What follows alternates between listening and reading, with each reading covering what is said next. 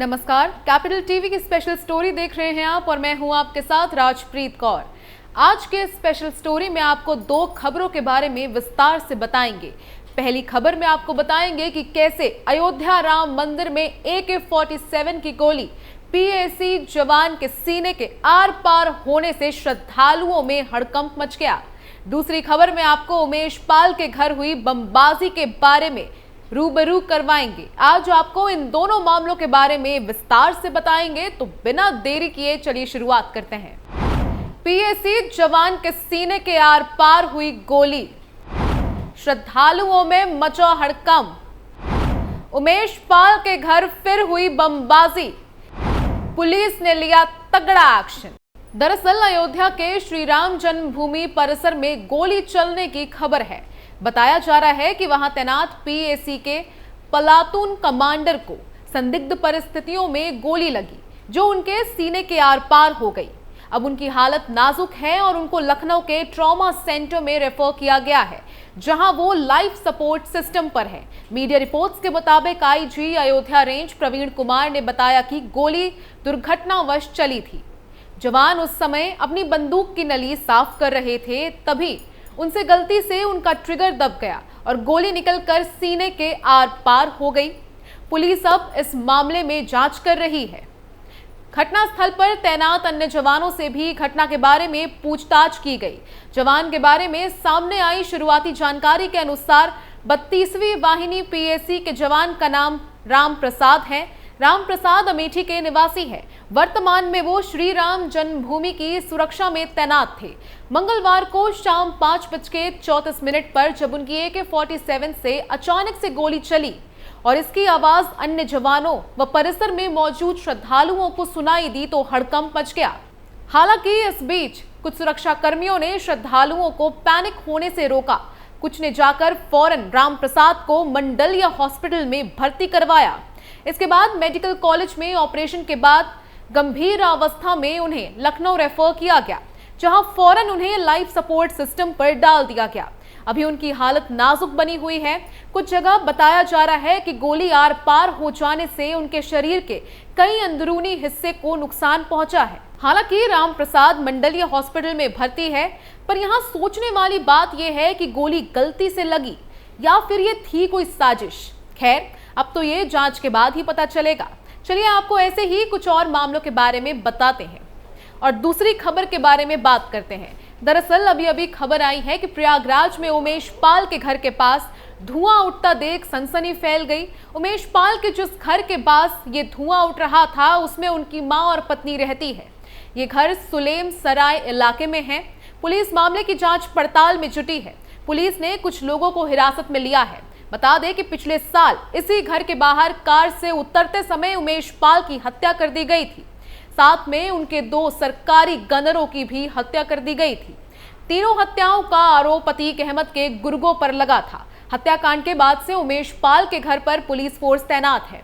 मामले की जानकारी देते हुए प्रयागराज के DCP दीपक ने बताया कि मंगलवार को उमेश पाल के भतीजे रोहित पाल ने घूमनगंज थाने में फोन कर सूचना दी कि उमेश पाल के घर के पीछे की तरफ, जहां पर पशु बांधते हैं, वहां पर तेज धुआं उठ रहा है और कूड़े में आग लग गई है। सूचना मिलते ही थाने की पुलिस फोर्स मौके पर पहुंची।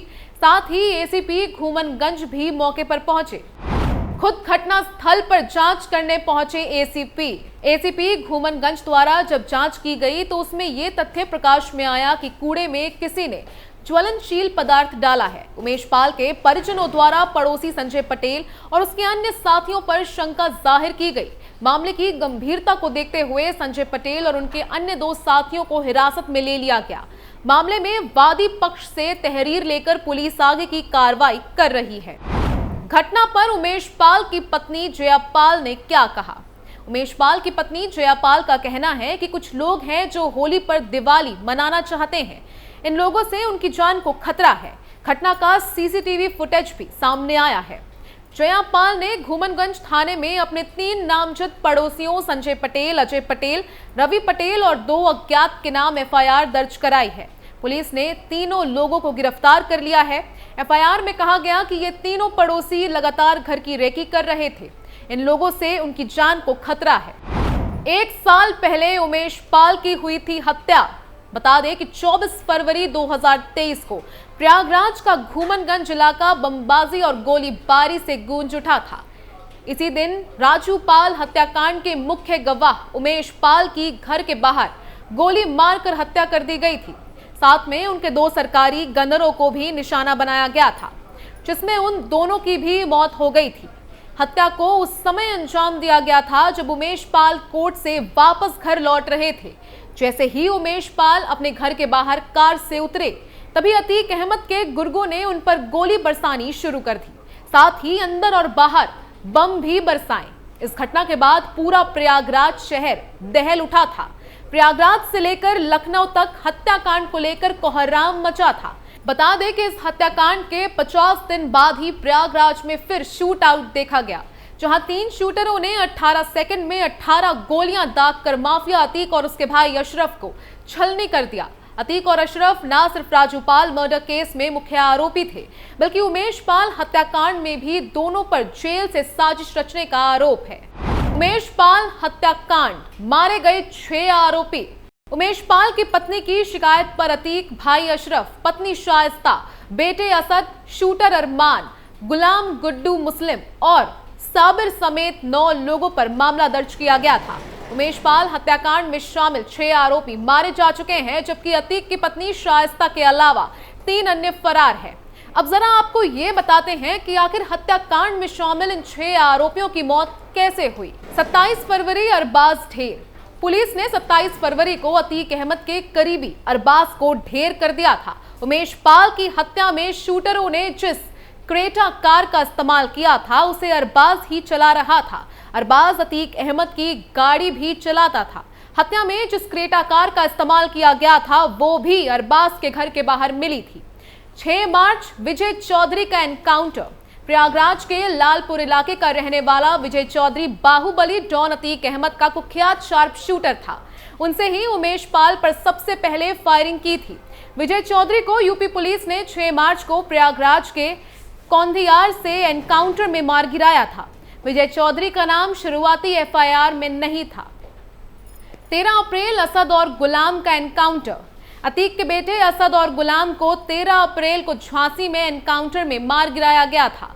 दोनों पर उमेश पाल पर फायरिंग का आरोप था। उमेश पाल की हत्या का जो सीसीटीवी फुटेज सामने आया था, उसमें भी दोनों फायरिंग करते नजर आए थे। 15 अप्रैल अतीक और अशरफ की हत्या। माफिया अतीक अहमद और उसके भाई अशरफ की शनिवार रात यानी कि 15 अप्रैल प्रयागराज में गोलियों से भूनकर हत्या कर दी गई थी।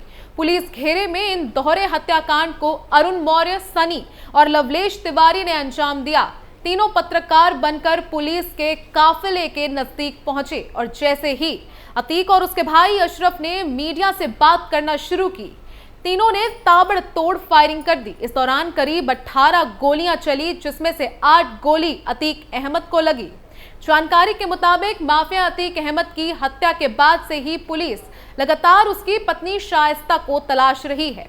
पुलिस ने शाइस्ता के सर पर 50,000 का इनाम भी घोषित किया था। पुलिस को शाइस्ता के साथ साथ अशरफ की बीवी जैनब फातिमा की भी तलाश है। पुलिस को अपने नेटवर्क से पता चला था कि शाइस्ता और अशरफ की पत्नी जैनब फातिमा घूमनगंज के हटवा गांव में रह रही है। इस जानकारी पर कार्रवाई करते हुए पुलिस ने छापेमारी की और यहां अतीक अहमद के परिवार के करीबी लोगों के घरों में छापे मारे गए। रात करीब 12 बजे पुलिस ने भारी भरकम पुलिस बल के साथ इस छापेमारी को अंजाम दिया। पुलिस की 4 टीमों ने इस तलाशी को अंजाम दिया है। हटवा के अलावा पुलिस ने चकिया गांव के भी कई घरों में तलाशी ली है। इन दोनों गांव में आने जाने वाली सभी गाड़ियों की तलाशी ली गई। लग्जरी गाड़ियों की भी सघन तलाशी ली गई। प्रशासन की इस कार्रवाई की वजह से चकिया और हटवा गांव में खलबली मच गई है। पुलिस टीम ने चकिया में 3 और हटवा में 4 घरों में तलाशी ली। हालांकि दोनों ही जगहों पर शाइस्ता का पता नहीं चल पाया।